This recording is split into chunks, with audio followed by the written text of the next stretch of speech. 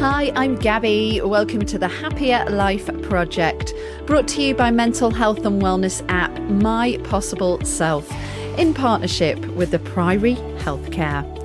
Today, we are looking at our financial health and well-being. Because when it comes to money and mental health, this is an area that we might not immediately join the dots on, but it's an important aspect of our wellness. Financial health is something you may not need a doctor for, but it affects your everyday life and future in all sorts of ways.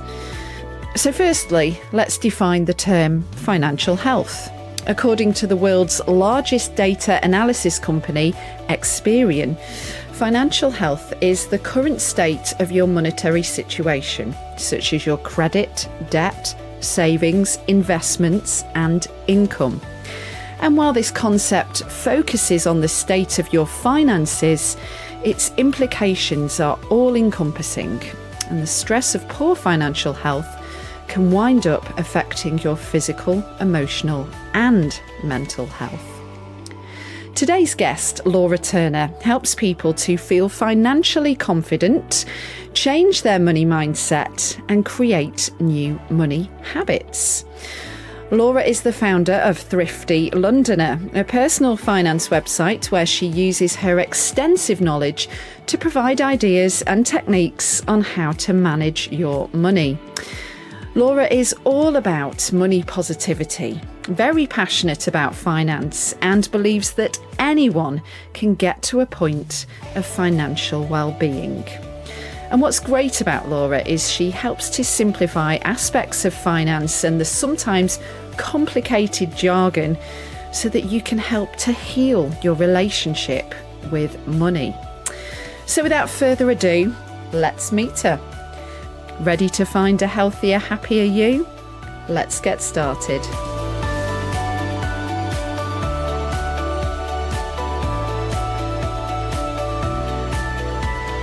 Laura Turner, aka Thrifty Londoner, welcome to the Happier Life Project. When it comes to living a happier life, most people would say my life would be a lot happier if I had more money.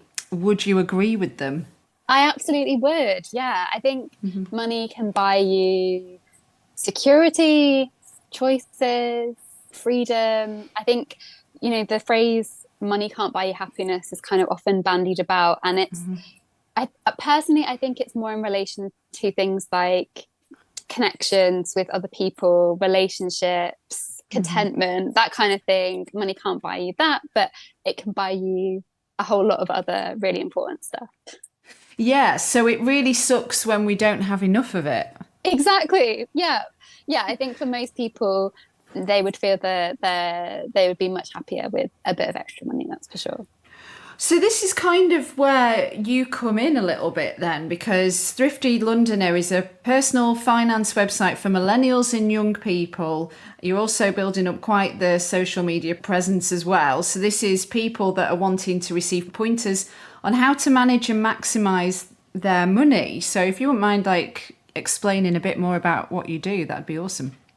Yeah, absolutely. Yeah, so it all sort of started when I moved to London. I was 24, I think, and I was moving to London on quite a low salary, and I just realised I needed to get a handle on things, or else I was just going to end up in a lot of debt as a result of living in London, wanting to make the most of the city and everything else. And then, I just started researching into budgeting, all kinds of other money management techniques. And then, I kind of started to share that with friends. And I think personal finance is one of those things where the more you look into it, the more you unravel. There's so many different topics. At 24, there's not many people that think, I'm getting myself in debt. I'm going to start diving into the world of personal finance to see what I can do about it. So were you always interested in money? Yeah, I think so. I remember always kind of like hustling, even as a child. I'd be asking my mum if I could clean her car for like the second time that week or something. And then as a student as well, I had multiple jobs during the school holidays and things like that. And really, I think I just saw money as a tool to living my life in a way that I wanted to. So, as a student, that was things like taking trips with my friends and going on holidays and things like that, and being able to enjoy myself at uni without having to worry about getting into more debt.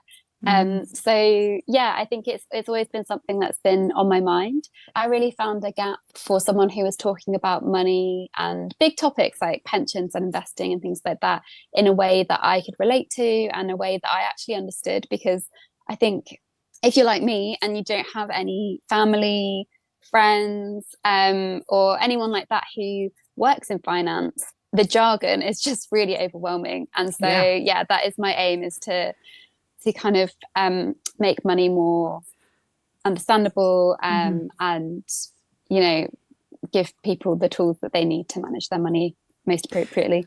So at 24, when you came, because you used to live in Guernsey, right? So very different lifestyle coming to London. And then what changes did you make and sort of did you see that you could apply that you were like, wow, this makes a significant difference? I think for me, the most important thing, especially when I was on such a low income to start with, was making extra money. And I still believe that to this day, that, there's only so much you can save from your wage. There's only, so much you can do to cut back. And in the end, it gets to a point where you need to make some more money. And so whether that's through asking for a pay rise from your employer, I think that's like one of the best ways if you're in a position where you can do that. Getting more money for the work that you already do is great.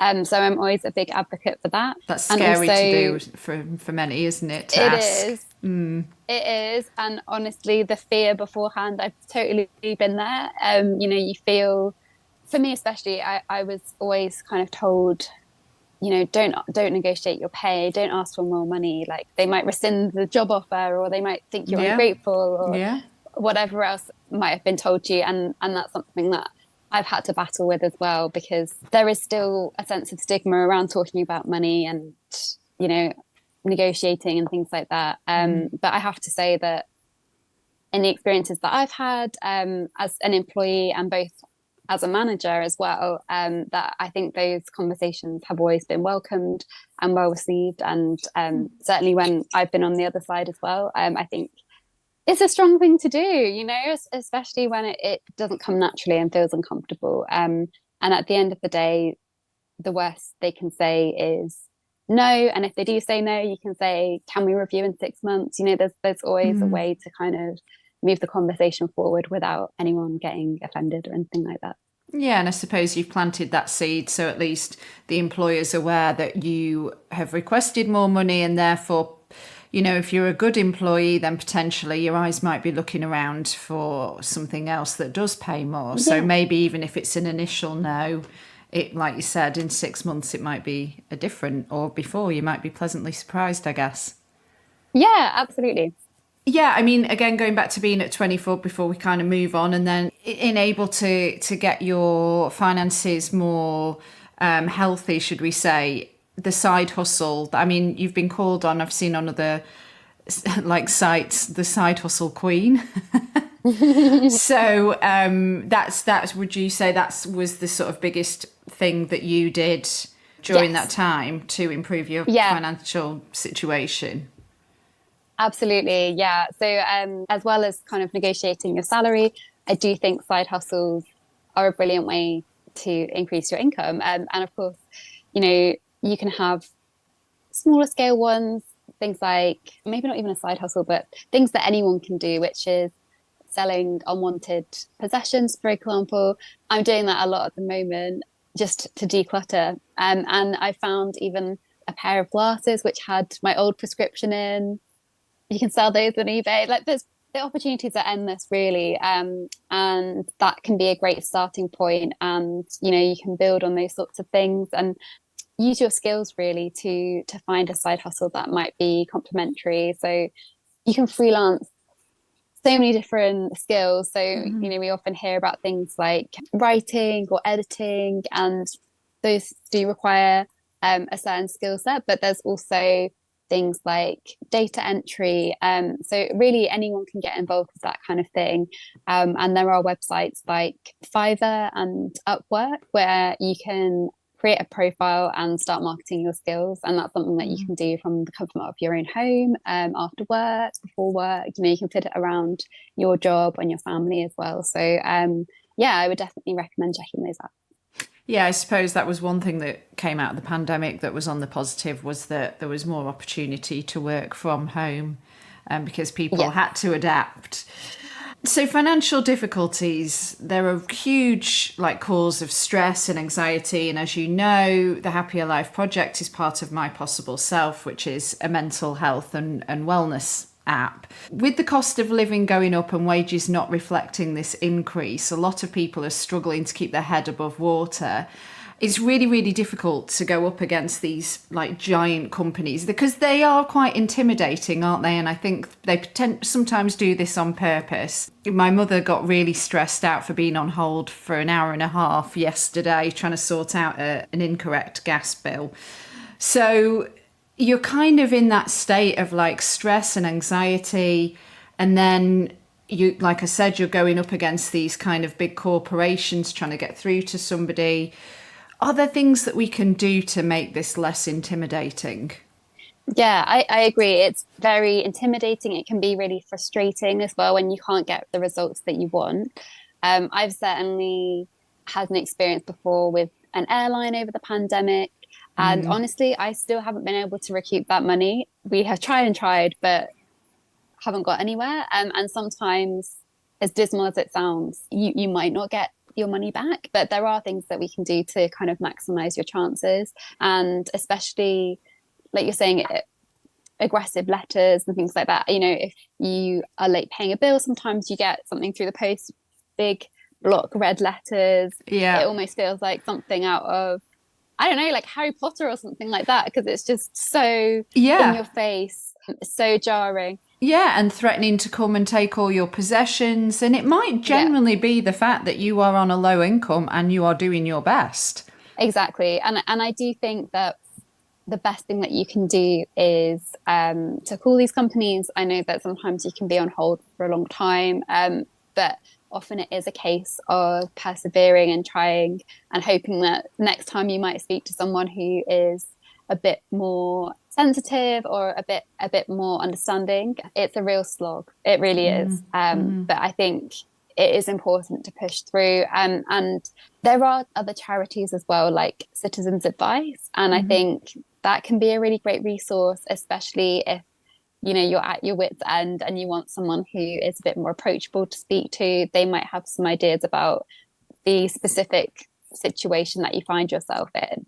There's also, there's so many charities actually that can help you with your money. And I think, sometimes the stress and the worry gets way too much, and you can find yourself feeling like there's nowhere to turn. I think someone like the Samaritans can be good in that situation if you just need someone to talk to. But yeah, I would say Citizens Advice is a great first port of call. I'm wondering as well, let's take council tax, for example. Say you have maybe been made redundant, or maybe your hours have been cut. That happens as well. Something might have changed in terms of what income you've got. And maybe you are trying to look for another hustle, a side hustle or a new job or whatever. But in the meantime, you're kind of living paycheck to paycheck. And then something like, say, your council tax. Can you negotiate with these people and say, this is what I earn, this is what I can offer, take it or leave it kind of thing? Yeah. Are you going to end up in court, if you don't pay? It depends on who it is, which company it is, what kind of debt it is, because often you can phone up and try and negotiate something, and it might just be for a couple of months or something like that. I think it's important to remember that one missed payment or a couple of missed payments isn't going to land you in prison or something like that. Like, and that is the kind of mentality that we can have. We can jump to these big conclusions when we're already pushed to our limit with the stress of our money worries. So it is important to see what they can offer you. And often you might be surprised. It's the same with credit cards as well. They can perhaps lower the interest on your debt for a number of months, or, you know, there's some things that they might be able to negotiate with you. So it's definitely worth phoning them to see if that can be revised as well. Yeah, it's a bit of a luck of the draw as well, whether you get somebody who's sympathetic to your circumstance really or is. not. Yeah, but citizens' advice is a good one, because I'd imagine they could at least signpost you to even different organisations and charities that might be able to help, depending on where you're struggling. On the flip side, then you've got the overspenders who consciously spend a book. I'm thinking of the book that became a movie, Confessions of a Shopaholic, where there's just that need to consume, and it's like a quick fix, and it's like buy, buy, buy. And then we've got all the temptations of January sales and Black Friday discounts. So then on the flip side of that, I'm spending more than I have got coming in, but I'm doing it. It's not for things that are like paying the council tax. It's for things that I want. Any tips there on how we can sort of rewire our brain? Because I think it is about the programming, isn't it? It is. And, you know, being a shopaholic is, you know, something that is emotional as well, because you are looking for that quick fix. You're looking for that little rush of dopamine that you get when you purchase something. And it's the same if you purchase something that's maybe a bit of a bargain. You feel a buzz that you've like saved some money. So that kind of all feeds into this emotional thing, which is almost like a comfort. So, you know, like people might comfort eat, for example. You might comfort spend to kind of make yourself feel better if you're feeling lonely, or you're feeling a bit low, or you've had a bad day. There might be a reason that you're seeking out that little buzz from going shopping.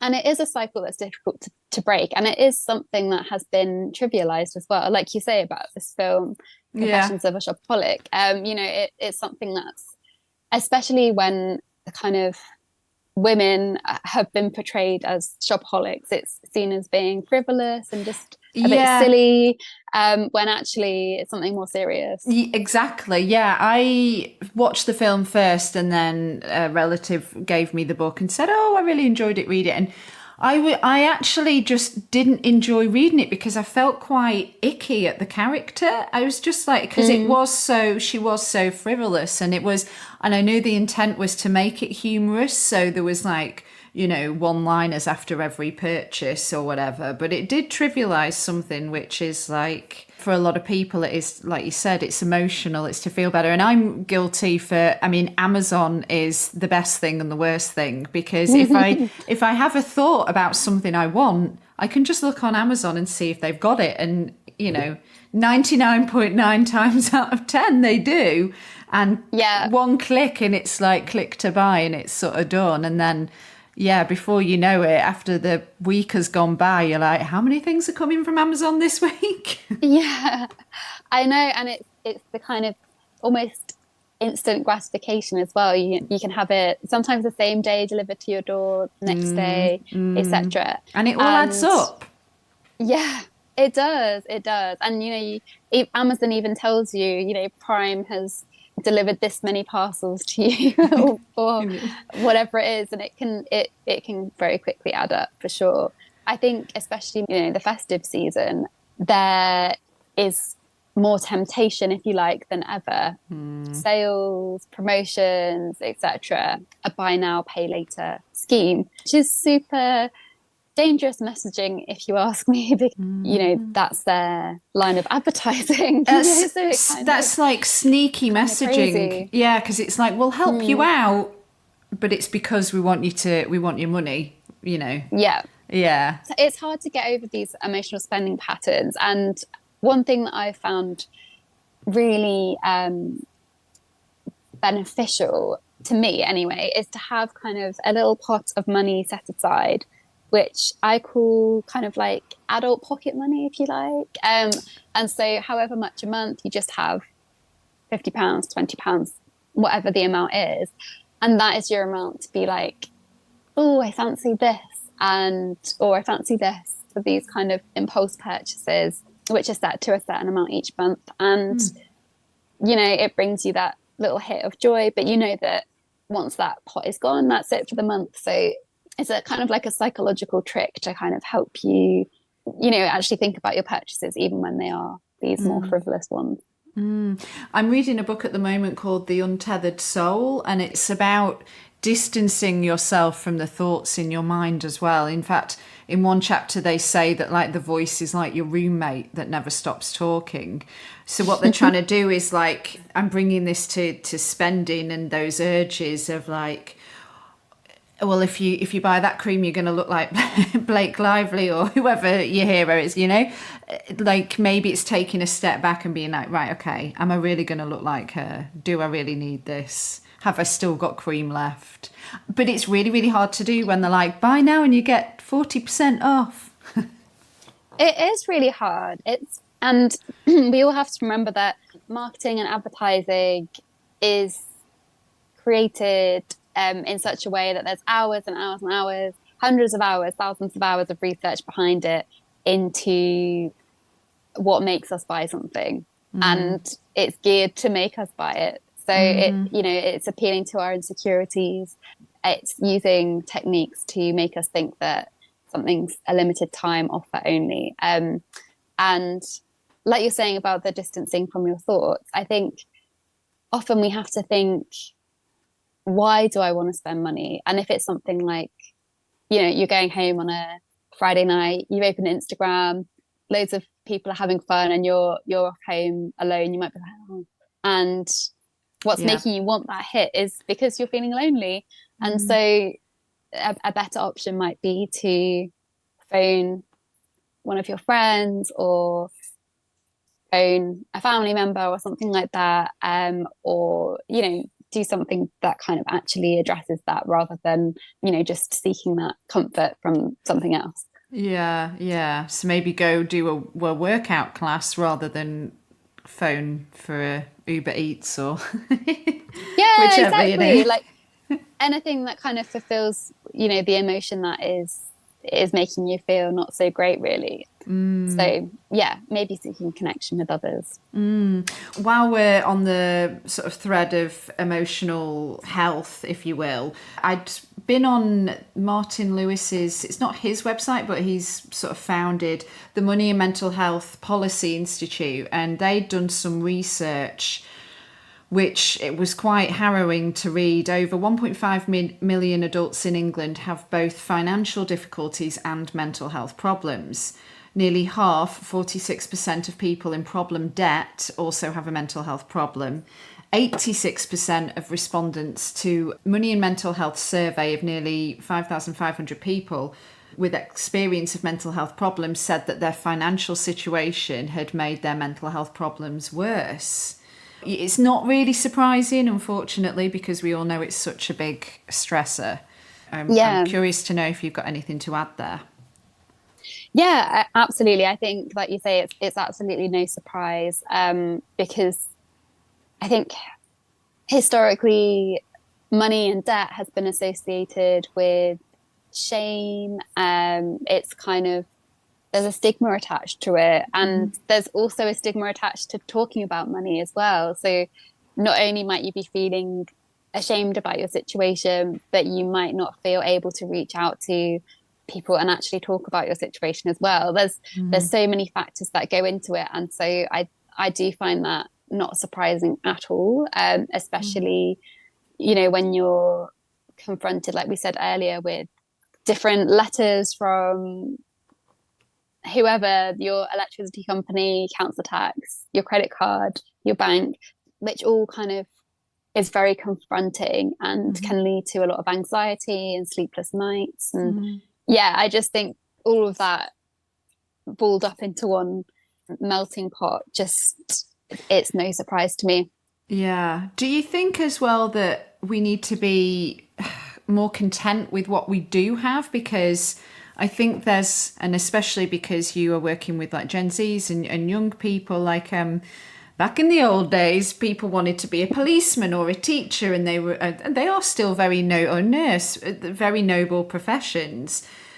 But now it's like we want to be an influencer on Instagram so we can get all this free stuff and get loads of money. I'm not saying that Instagrammers or whatever don't work hard. However, it's very different to doing a 12-hour shift in a hospital. But then say we do have a job that we love, but it might not be paid the best. Is it kind of giving ourselves a little reminder that actually we've got a roof over our head, we've got good food in our belly? Like, do we really need the flashy car? Do we really need the designer handbag? And we're in a world now where we're just constantly, as we've discussed, bombarded with messages. You need this, you need this, you need this. Actually, do we need it? Yeah, it's a very complex conversation, really, because when you're saying about things like a nurse's salary and a teacher's salary, we're living in a time where, if you have a couple and one's a nurse, one's a teacher, they could seriously be struggling to pay their rent. They probably won't be able to afford to buy a house without some assistance. And I think you have to address the fact that there desperately needs to be change for these kinds of professions, because they're doing such important work for our country. And,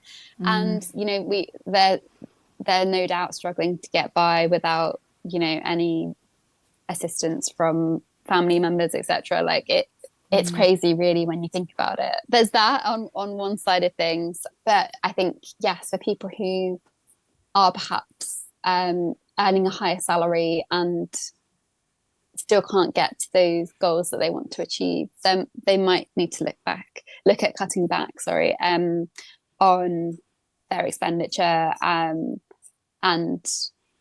I think reflecting on what's really important to you as well.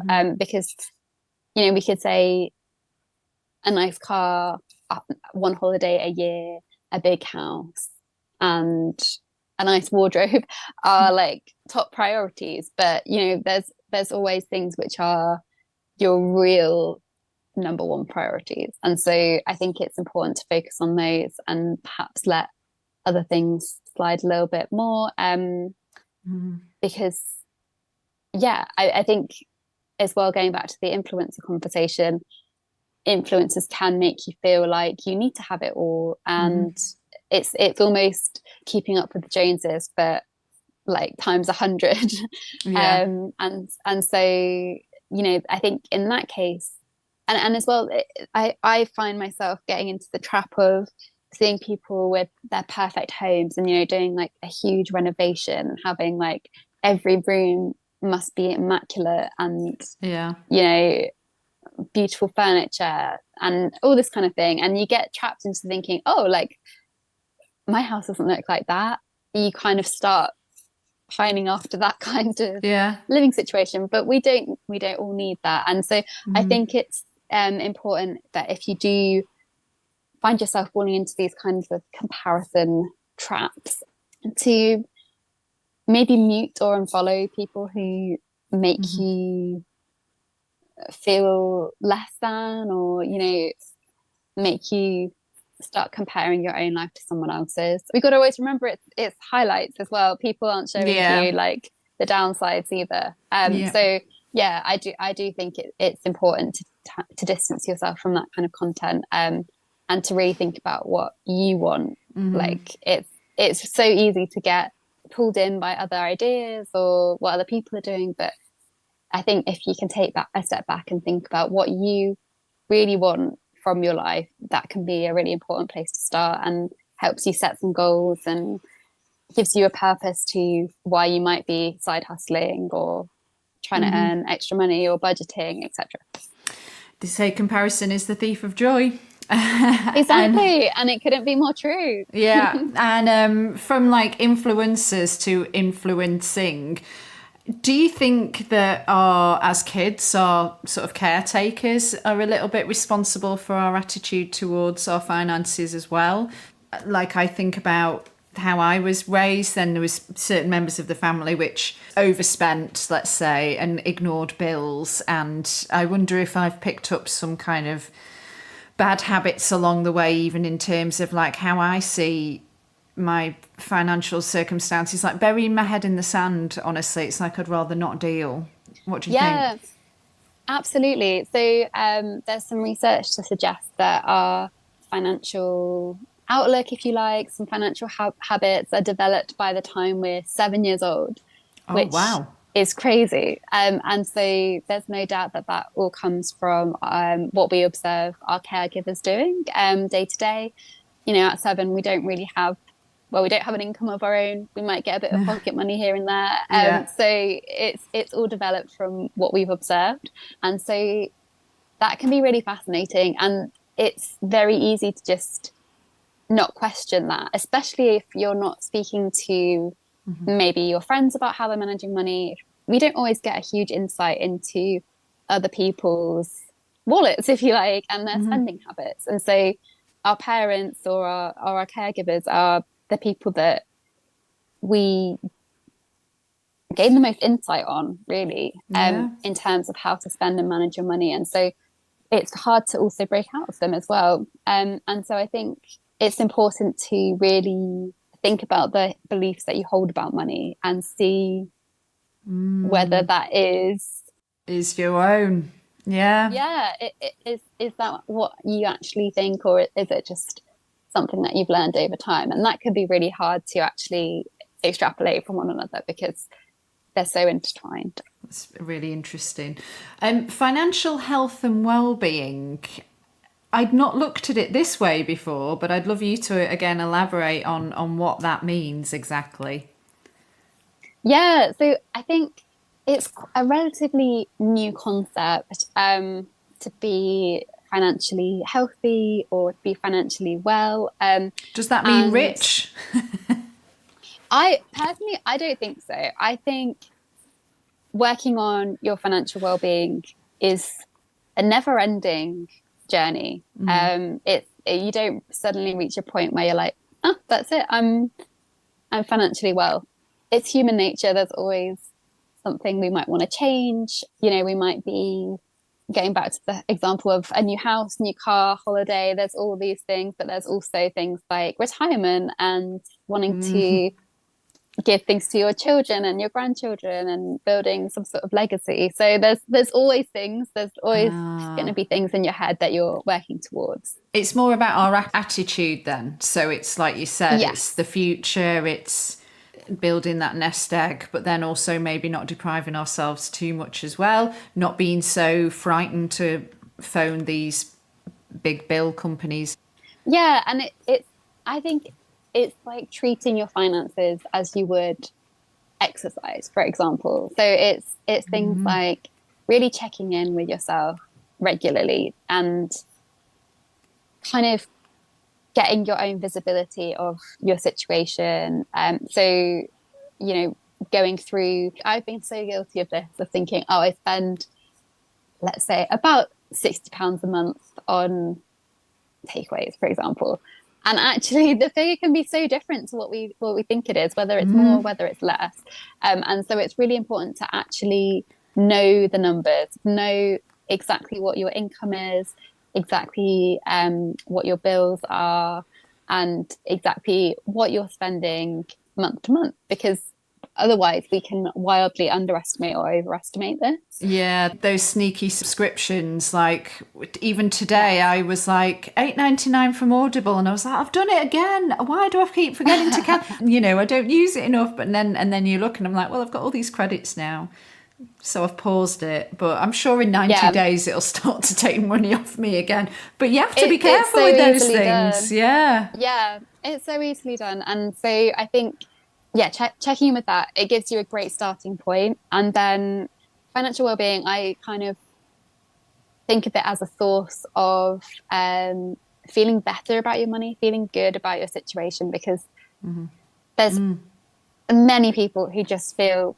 pretty rubbish when they think about money. It's something they want to avoid thinking about, looking at, and especially now in the current climate. But if we can actually get some clarity on our own situation, I think that's the best starting point. And maybe as well, it's like most things that once you actually address it, then it's not like this thing glooming over your head. Yes, this like dark cloud, you know? Exactly. It's like that one thing on your to-do list, which you've been putting off for weeks and weeks and weeks. And then it takes you 10 minutes and you're like, oh, yeah. It's exactly that. Yeah. So the kind of the main things of what you do, you help people who want to manage their money better, they want to learn how to budget, and they want to earn extra money. So where's a good place to start? I think I know what you're going to say, but go ahead. Let's see if I'm right. So the absolute starting point would be those looking back over the last 3 months of bank statements and saying about subscriptions, getting rid of anything that you're not using, just doing kind of like a reset, if you like. And saying about Audible, for example, I've been in a situation before where I paid for that or Prime or something like that for 3 months without realizing. And sometimes if you haven't used it, you can actually contact Amazon and say, look, I've accidentally subscribed to this for longer than I wanted to. I haven't used it in this time. Please, can you refund me? And sometimes they do. They did refund me on that occasion. Oh, so really? That's just a tip. Yeah. That's if you haven't used the service, sometimes they will. Yeah. See, I just used up my credits. I was like, well, I might as well get these books. I had 4 credits, so I had like 4 books I could get.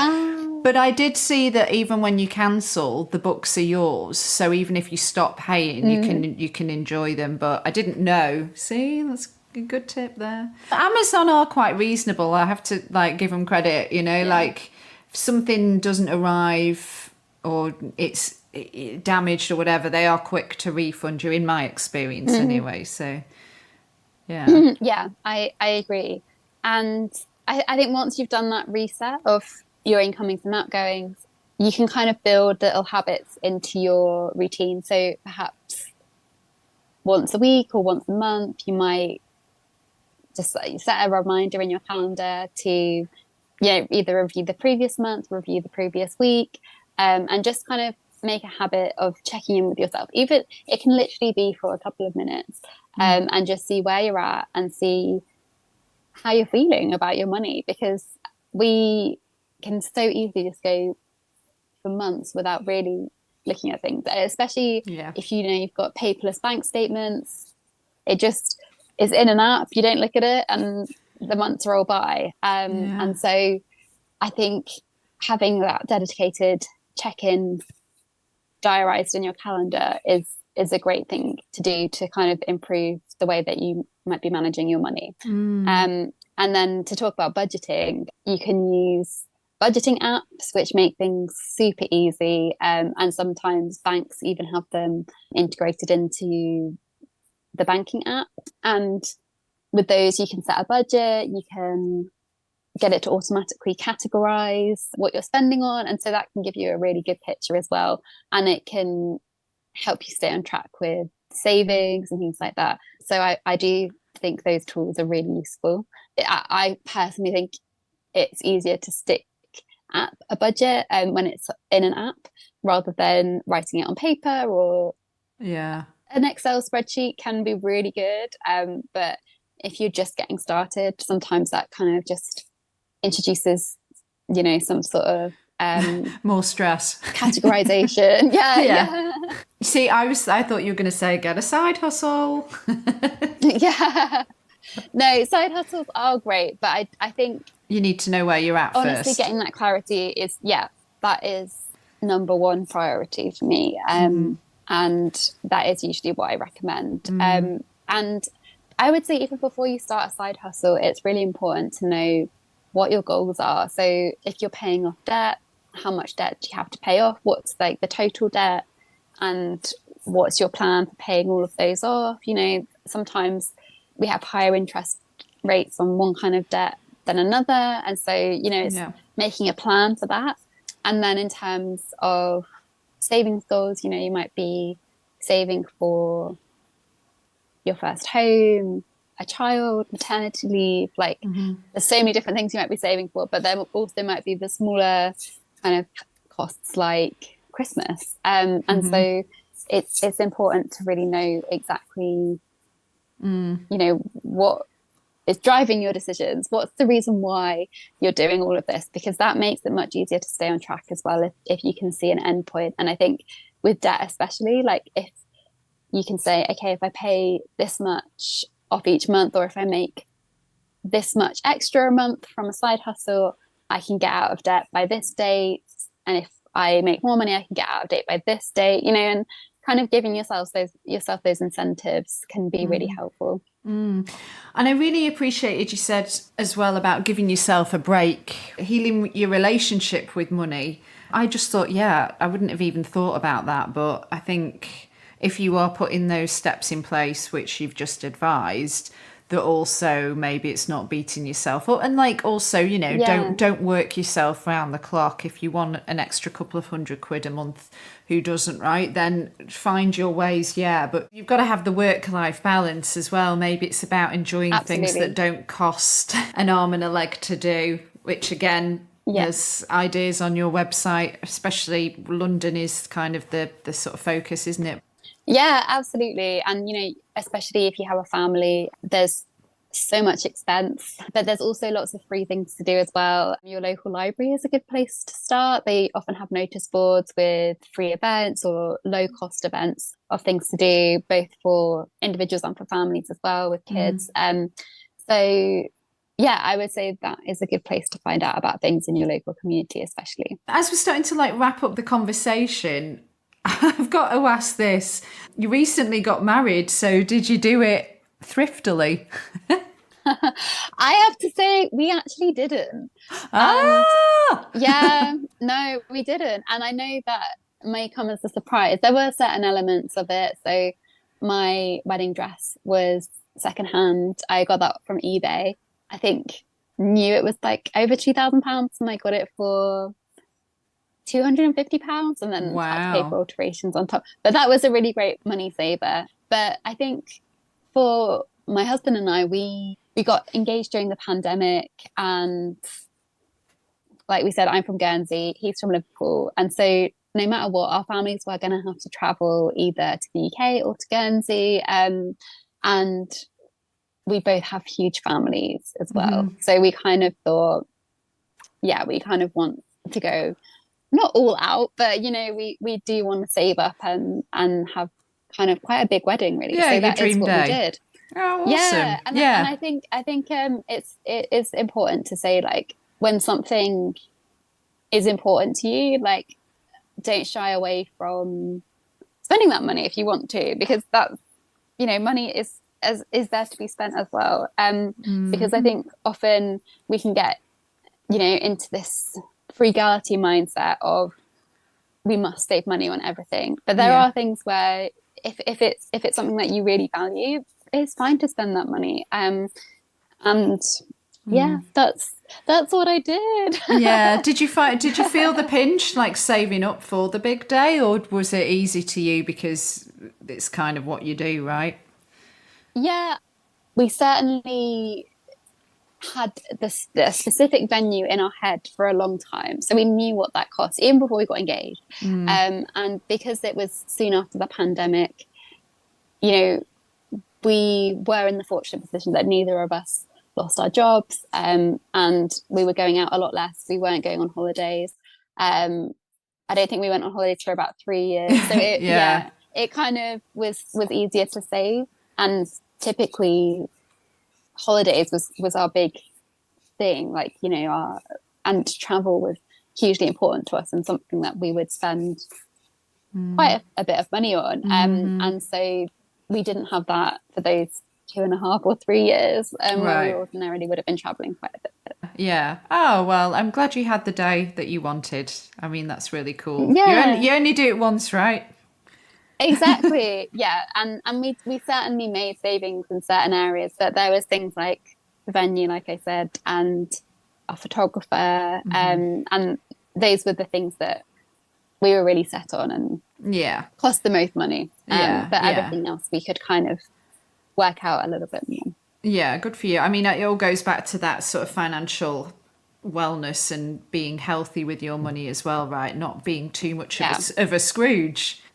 Yeah, exactly. And it's important to enjoy your money as well. You know, that ties into the financial well-being. You know, once you're kind of out of the trenches, if you like, you know, if you are in that moment where you are in a lot of debt, or things feel like a real struggle, once you kind of get out of that, you know, you can feel like you have that flexibility and freedom to choose how to spend your money. Because, you know, when you're in a difficult financial situation, your main choice is that money has to go on bills and or has to go on debt. And I say choice, that it isn't a choice. That's just how it has to be. And so once you get out of that, I think you can reprioritize and decide what's important to you, and decide,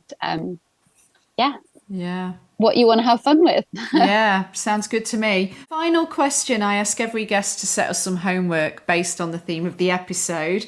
So in this case, Laura, what is a simple, actionable thing that we can do to better our financial health and wellness that will help us on our quest to building a happier life? I would say, and it is something that I touched on a little bit earlier, and it's to conduct those regular check-ins, because it eliminates the fear of the unknown. And that is huge when it comes to our sense of anxiety and worry about money. And I think if we can get to a point where you are checking in regularly, you know what the situation is, and you can make actionable steps towards improving that situation and, you know, achieving the goals or debt payoff or savings or whatever it is that you want to achieve. I think that really helps diffuse any what ifs, or, you know, it kind of stops you from being awake at night worrying about what the real situation is when you know what it is. Yeah, great advice. Laura, thank you so much. So for more on you, your website is thrifty.londoner.com, and on Instagram it's thrifty.londoner. Yep, that's right. And we'll add you to the show notes as well. This has been ace. Thank you so much for all the tips, and thank you so much. The reassurance as well. You know, it's nice to feel like we're in it together, because sometimes it feels very isolating. So, yeah. Absolutely. Thank you so much for having me. Thank you again to Laura Turner, and thank you to you for making it through to the end of this episode of the Happier Life Project with me, Gabby Sanderson. If you are suffering with your mental health, there is a crisis button on the My Possible Self app, which will signpost you to the correct information for immediate expert advice. Those of you who are listening on one of the podcast platforms, if you want to download the My Possible Self app, it's completely free, so you don't need to worry about it costing you anything. Please subscribe and leave a review if you found this episode helpful. And to find and follow us on social media, if you're not already there, we are at My Possible Self, and I've been at Radio Gabby. So please do take care, and I'll see you on the next one. Bye for now.